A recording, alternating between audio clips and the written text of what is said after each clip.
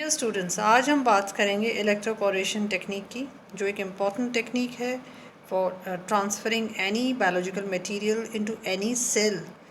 So this technique involves electrical pulses. तो ये जो शब्दावली है, इसको सबसे पहले ह्यूमन एटल ने 1982 में कॉइन किया था. इन्होंने इसको यूज़ किया था for electrical current to break the cell membrane. उस तरीके से यह जो एरा जो शुरू हुआ इलेक्ट्रिकल पल्स का बायोटेक्नोलॉजी में, एक गोल्डन एरा रहा है.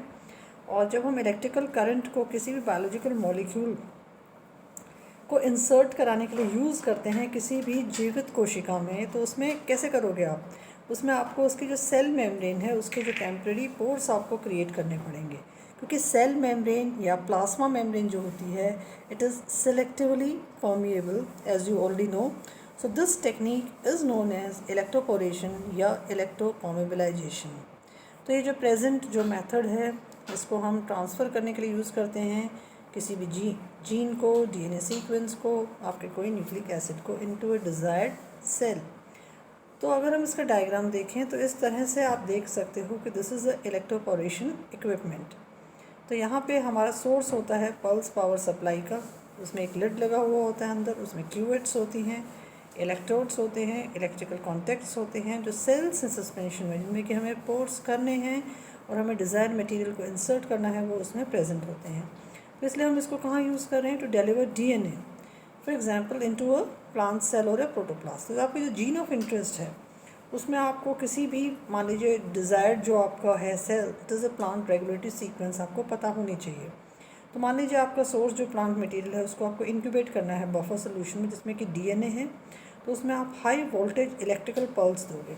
अब ये जो डीएनए है वो माइग्रेट करेगा हाई वोल्टेज इंड्यूस पोर्स में इन द प्लाज्मा मेम्ब्रेन, और वो इंटीग्रेट हो जाएगा जीनोम में.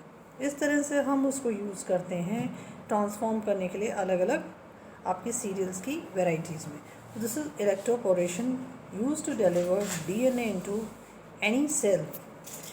तो what is the principle behind this electroporation? आपको पता है कि जो यूकैरियोटिक जो सेल मेम्ब्रेन होती हैं, वो किसकी बनी हुई होती हैं? Lipids, phospholipids, proteins, chitin, pectin. जो पैक्टिन है या जो काइटिन जो होता है प्लांट सेल्स में, animal cells they do not have a cell wall. तो वहाँ पे एक स्मूथ सेल मेम्ब्रेन होगा जो प्रोटेक्ट करेगा. जैसे आपका जो सेल्स का सस्पेंशन है, उसमें हम अप्लाई करते हैं, तो it creates some pores in the cell membrane. But you already know that the cell membrane is having different types of pores which are present for the transportation also, but this we are making it artificially through a electrical pulse. What is the logic behind this electroporation technique? तो यहाँ पे हम high voltage current को apply करते हैं for effective insertion कुछ मिली seconds के लिए, जैसे कि सेल्स जो हैं वो एक्टिवेट हो जाएँ, कॉम्पिटेंट हो जाए. कॉम्पिटेंट किसके लिए हो जाएंगी? आपका जो इनटेक होगा फॉरेन मटेरियल का, उसके लिए. अब जो न्यूक्लिक एसिड है, डीएनए है, प्लाज्मिड है, हम उसको इंसर्ट कर सकते हैं सेल साइटोप्लाज्म में विद द करंट. सक्सेस जो रेट है डिपेंड करेगा कि आपने पल्स की जो लेंथ है, ड्यूरेशन है, वो कितनी रखी, आपने कितनी फील्ड, इलेक्ट्रिकल फील्ड में कितनी स्ट्रेंथ थी, उसके ऊपर डिपेंड करेगा आपका प्रोसेस कि आपका जो भी मटेरियल है, जो what is the material you are using is transgene. Transgene जो आपके डिज़ायर्ड सेल्स में है, वो दो वेरिएबल्स है, फैक्टर्स पे डिपेंड करेगा, पल्स लेंथ और field strength. This is how the process goes on. Will discuss the entire process using the example of gene transfer. तो इसको हम पल्स जनरेटर भी कहते हैं. पहले स्टेप में प्लाज्मिड जो है उसको कंस्ट्रक्ट किया जाएगा जिसका फॉर ट्रांसफॉर्मेशन. जो हमारी जीन ऑफ इंटरेस्ट है along with the market DNA, हम उसको सीक्वेंस करेंगे, जोड़ेंगे into a plasmid. Plasmid is a vector. अब जो सिलेक्शन होगा प्लाज्मिड का, वेक्टर का, वो डिपेंड करेगा आपका टाइप और साइज़ ऑफ न्यूक्लिक एसिड जो आप यूज़ कर रहे हो. तो आपकी एक पॉपुलेशन हो सकती है टारगेट सेल की जो आप यूज़ कर सकते हो सस्पेंशन में. फिर हम उसको फिल करते हैं इलेक्ट्रोपोरेशन बफर में. अब ये जो इलेक्ट्रोपोरेशन जो बफर होता है वो प्रोटेक्ट करता है सेल सस्पेंशन को मैकेनिकल डैमेज से.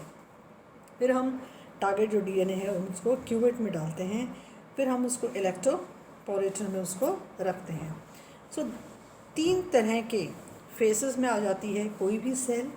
एक होती है बिफोर पल्स, एक होता है ड्यूरिंग द इलेक्ट्रिकल फील्ड, और एक होगा after your electrical field pulse. तो before the pulse you can see a very intact cell membrane is present.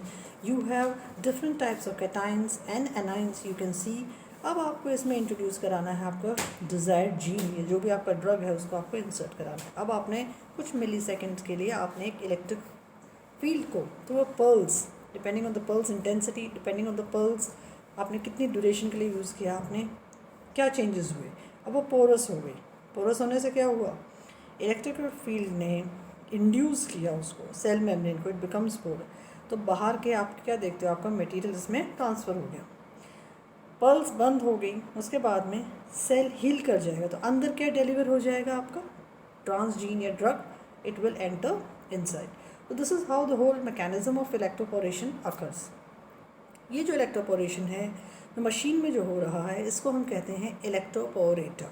तो दिस इज़ इलेक्ट्रोपोरेशन मशीन और अ डिवाइस. जो दोनों तरफ जो क्यूबिट के होते हैं, आपके दो इलेक्ट्रोड्स यूज़ होते हैं to generate a electrical field, that is they are aluminium electrodes. अब जो डिवाइस है उसको हम कनेक्ट करते हैं पावर सोर्स से, सर्किट पूरा कंप्लीट हो जाएगा. इलेक्ट्रिकल पल्स जो हैं वो पास करेंगी सेल सस्पेंशन में, जिससे कि टेम्पररी पोर्स जनरेट हो जाएंगे सेल मेम्ब्रेन में. जो मेथडोलॉजी है वो बहुत ही मिली सेकेंड में होता है या माइक्रो सेकेंड्स में होता है. जैसे कि चार्ज मॉलिक्यूल जो हैं वो पास हो जाते हैं पोर्स में, साइटोप्लाज्म ऑफ द सेल में. पूरा का पूरा प्रोसेस जब कंप्लीट हो जाता है तो हम उसकी वायबिलिटी ऑफ द सेल्स हम चेक कर सकते हैं कि ट्रांसफॉर्म सेल्स की हम कल्चरिंग करके देख सकते हैं, इन विट्रो सेल कल्चर भी कर सकते हैं. और इसके लिए हम यूज़ करते हैं रियल टाइम पीसीआर या डीएनए सीक्वेंसिंग को. एक्सप्रेशन जो हमारे इंसर्टेड जीन का है हम उसको कैसे डिटरमाइन करेंगे, हम वायरल वेक्टर्स के थ्रू भी हम यूज़ कर सकते हैं, नॉन वायरल वेक्टर्स को भी यूज़ कर सकते हैं. वायरल वेक्टर्स जैसे कि एएवी है, रेट्रोवायरसेस हैं या लेंटीवायरसेस हैं. नॉन वायरल वेक्टर्स भी हो सकते हैं, लिपोसोम्स हैं, केमिकल्स हैं आपके. लेकिन जो प्रेजेंट जो मेथड है वो फर्स्ट चॉइस होता है to transfer genes. Gene transfer के लिए, जीन थेरेपी के लिए ये जो मेथडोलॉजी है इलेक्ट्रोपोरेशन की, ये बहुत ज़्यादा इफ़ेक्टिव रहती है. प्लस पॉइंट बहुत सारे हैं इस टेक्निक के कि इसमें हाई इफ़ेक्टिवनेस और रैपिड ट्रांसफेक्शन रेट होता है. इसमें हम ट्रांसफ़र करते हैं फॉरेन मटेरियल को effectively in a very faster way through a viral और a non viral vector mediated delivery system. Viral जो वेक्टर्स होते हैं इनके कंपैरिजन में अगर हम देखें तो बहुत सेफ़ है, चांसेस ऑफ इन्फेक्शन बहुत कम होते हैं, पूरी तरह से नॉन टॉक्सिक है, नॉन एलर्जिक है, नॉन म्यूटेजेनिक है. जो ट्रांसफेक्शन या ट्रांसफॉर्मेशन जो होता है हम उसको किसी भी लिविंग सेल में कर सकते हैं. इसलिए in vivo means in living cells, in vitro means in artificial media. तो दोनों में ही हम इलेक्ट्रोफोरेशन जो टेक्निक है इलेक्ट्रोफोरेशन की बहुत ज़्यादा इफ़ेक्टिव है. कुछ इसके ड्रॉबैक्स भी हैं कि जो हायर करंट है या वोल्टेज है आपने कितनी ड्यूरेशन के लिए दिया तो उससे सेल की डेथ भी हो सकती है. तो then it is of no use.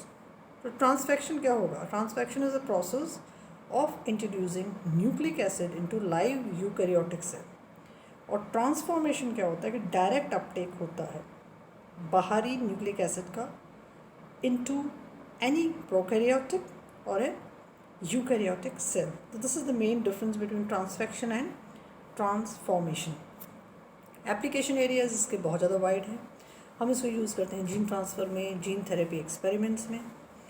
हम इसको यूज़ करते हैं टारगेट सेल्स में एम्प्लॉय करने के लिए. हमारा फॉरेन मटेरियल इफ़ेक्टिवली एम्प्लॉयड होता है नॉक आउट माइस कंस्ट्रक्शन के लिए, क्योंकि हम जीन एक्सप्रेशन स्टडीज़ देख सकते हैं कि नॉक इन और नॉक आउट स्टडीज़ इन माइस. इलेक्ट्रोपोरेशन जो टेक्निक है उसको हम ऑन्कोलॉजी में भी पढ़ते हैं. इसको एंटी कैंसर या एजेंट्स के को हम इंसर्ट कर सकते हैं जो भी हमारी कैंसरस सेल्स हैं उनके लिए. वैक्सीन के डेवलपमेंट में ये बहुत इम्पॉर्टेंट है. इसकी हाई एफिशिएंसी है प्रेजेंट मेथड की, तो हम इसको यूज़ करते हैं ड्रग डिस्कवरी में, ड्रग रिसर्च में हम इसको यूज़ करते हैं. और एक पूरी तरह से एक रैपिड, रॉबस्ट और इम्यून रिस्पॉन्स होता है इस टेक्निक का. तो ये जो इलेक्ट्रोपोरेशन जो टेक्निक प्रैक्टिस है जिससे हम जनरेट करते हैं मोनोक्लोनल एंटीबॉडीज़. तो monoclonal antibodies as you already know they are developed by the hybridoma technology. तो उसमें भी हम यूज़ करते हैं इसको इलेक्ट्रोपोरेशन टेक्निक को. प्रेजेंट जो मेथड है वो बहुत यूज़फुल है in RNA interference studies, gene expression, gene silencing studies. I hope that you are able to understand this electroporation technique in a very simplified way. Thank you for listening.